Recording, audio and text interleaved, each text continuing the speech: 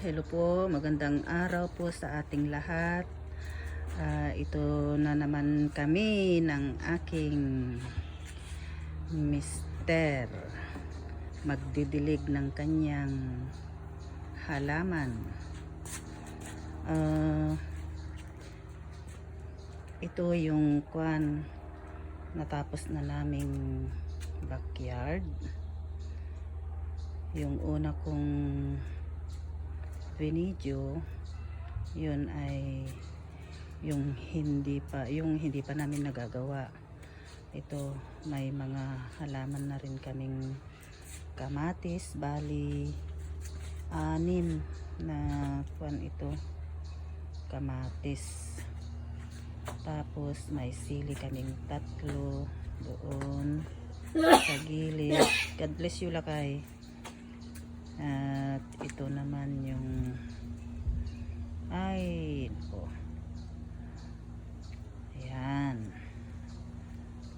Sana nagustuhan ninyo yung napakakalat noon na backyard. Ayan, nilagyan namin ng pwedeng punlahan ng mga vegetables. Ganito na lang ginawa namin, kaso tumutubo na yung aming beans, kaya lang kinain ng ano ba yan, kinain ng mga squirrel. Ay nako, ayan, maganda rin ang kinalabasan itong ayan o, ayan.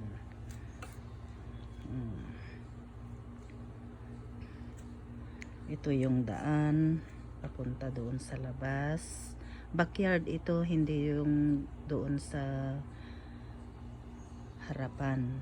Backyard. Sa front, saka ko na lang din i-video.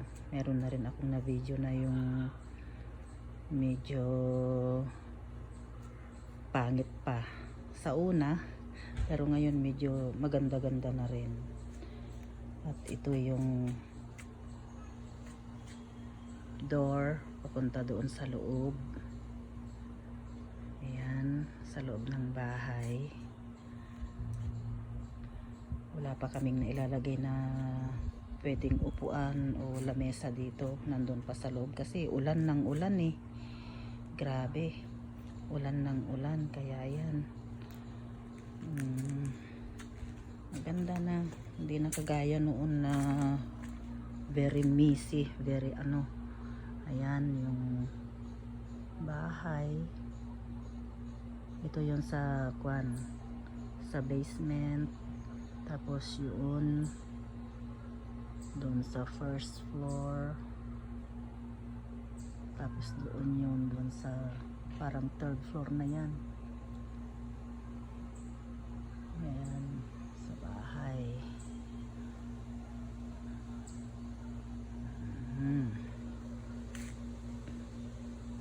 Yung AC yan o, yung aircon. Ayan, maganda na.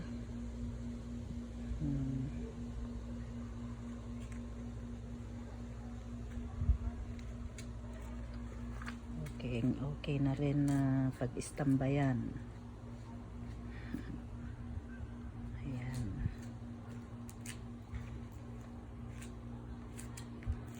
Kalaban namin ng mga squirrel dito pag magtanim, kaya dapat may sana yung mailalagay na kagaya niyan pero itong isa hindi ko nilagyan. Okay naman, di naman kinakain nila. Ayan. Ayan. Beans kasi yung pinunla namin dito. Tumutubo na nga, kaso kinain yung iba. Ayan o. Grabe. Ayan, kinakain nila. Kaya iwan ko lang dito sa may okra at saka ampalaya kung kinain na nila, kaya wala pang tumubo. Ay, ewan. Kalaban ng squirrel talaga dito. Daming kwan, pati mga kaibigan ko na nagtatanim din ng vegetables, nako, nagrereklamo dahil sa mga squirrel. Ayan, oh, sige na mga kaibigan.